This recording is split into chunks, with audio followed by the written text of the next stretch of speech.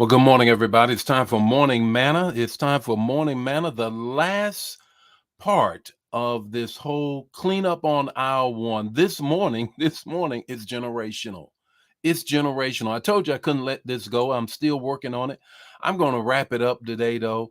But before I get into that, I just want to greet some people and ask, are you going to church Sunday? Make sure you do. It's going to be a word in the house at New Life. You know that it will be. Where are you going to church? And shout your man or woman of God out in this moment that we have together. And I greet a couple of people, and then we're going to get right into the word on this morning.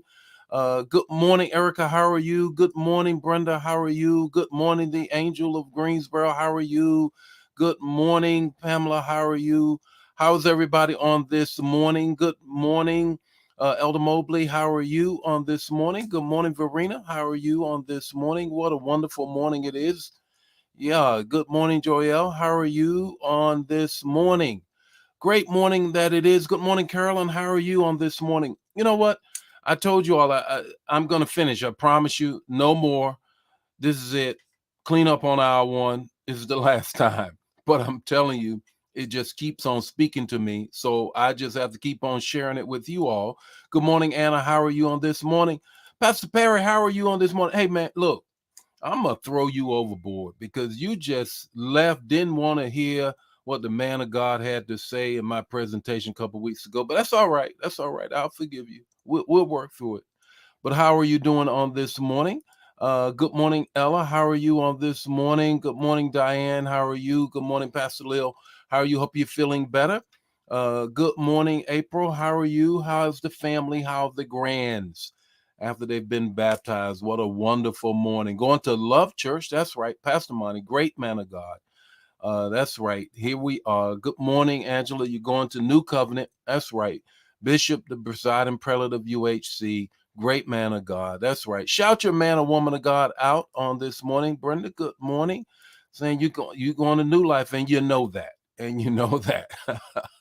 All right. Don't do me like that. Oh, what are you talking about, Pastor Perry? Don't do me like that. Don't do me like that. But we won't fuss online streaming live in front of everybody, in front of company. How about that? Good morning, Aurora. How are you on this morning?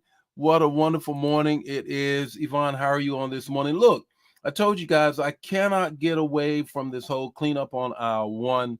The staff was saying, Bishop, you need to do a series. I said, well, you know what? I'm only going to do some morning man. I might circle back later. But this whole piece about how things are just can mess up your life if you don't take care of business. And we saw that with Sarah, Hagar, and Abraham, and how we tend to just look at things through one perspective of scripture. But then when we begin to look at it at another, it's a whole different story. Well, this morning, let's jump right into it. And that is, I'm going to give you the text to talk to take away 5 minutes or less. What you need to do is share it right now. Share right now. You already know. Share it right now.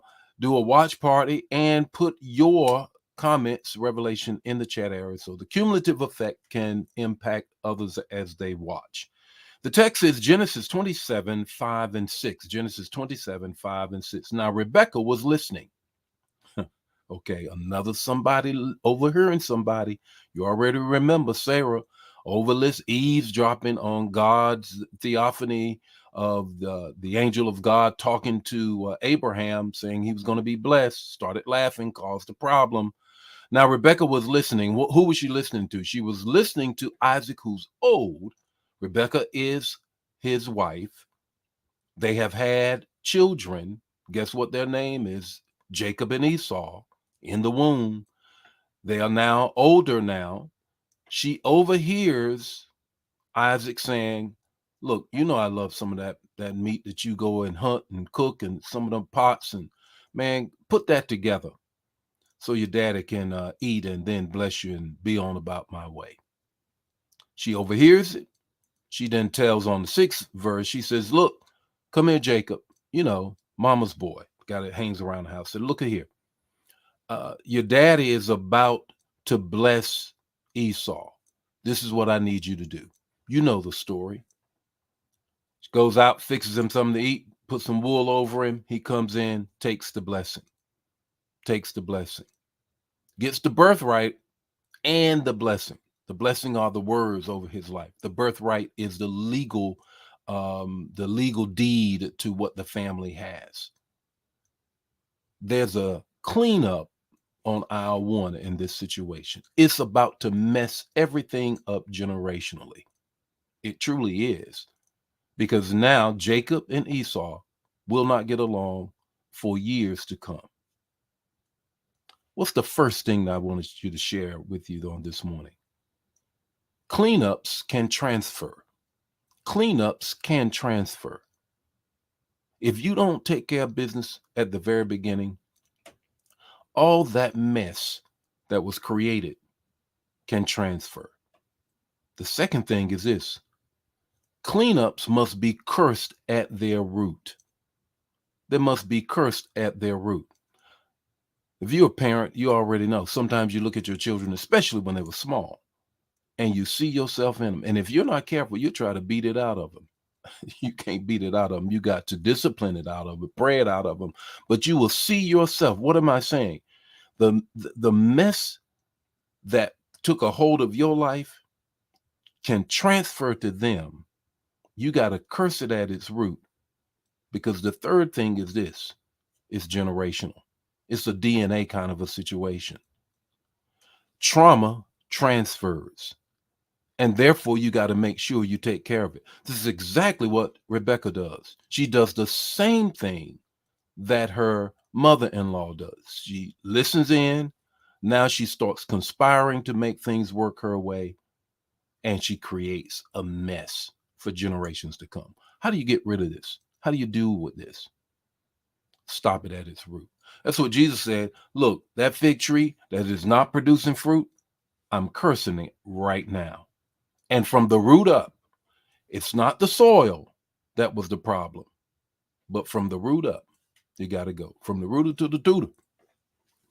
Hey, I hope that blessed you. I hope you go to church on this Sunday. Got a word for you on this Sunday. Make sure that you don't miss wherever you go, and make sure that if you don't go, make sure you watch.